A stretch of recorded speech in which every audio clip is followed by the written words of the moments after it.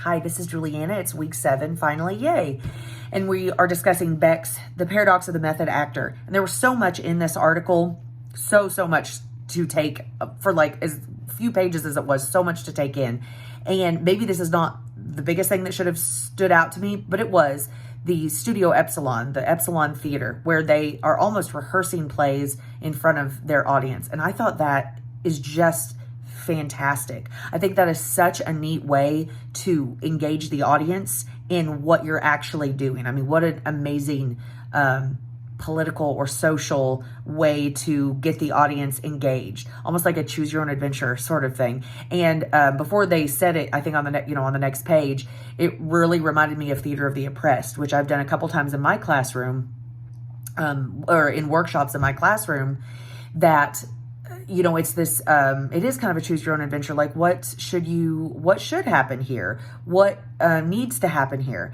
And especially for students of theater, in my essay, I said, college students, especially who are still finding themselves, but honestly, I would say even high school students, as young as high school students, that they're starting to find themselves. This would be an amazing activity to use in your theater classes as well.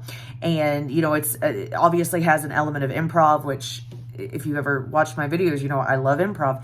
And, it's just such a participatory form of theater, and it's something that I would really, really like to do just as like a small play, have kids, maybe have students devise a play for it and put it on for parents, or something like that. I just think that's such an incredible way to get something across.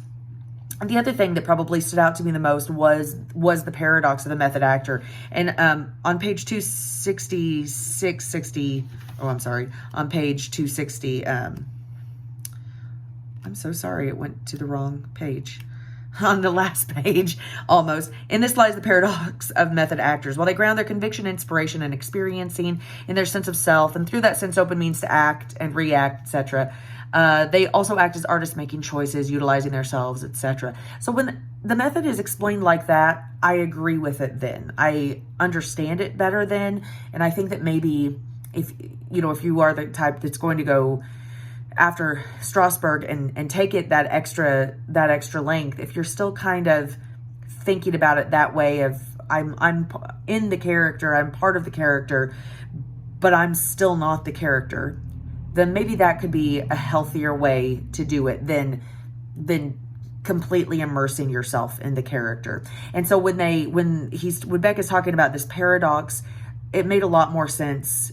I think I said in my essay, I get why people sometimes hate the method, but when it's explained that way, when it's the real way he meant it, that makes a lot more sense. I apologize for my dog walking in the background there. I didn't know he was out. And the very last thing I think that really stuck out to me was, and again, I think I said this in my essay, was that actors are now co-authors with the actual playwrights. And I think that's very true, because I even say to my students, when they're creating their characters, they'll ask me, well, can I do this? Is this okay? And I'm like, it is okay, as long as it's along with my vision and the vision that we've discussed in our table work. Then yeah, it's your character. You are helping me create this. I'm helping you create this. And we're helping create, maybe one version of what the author might have wanted.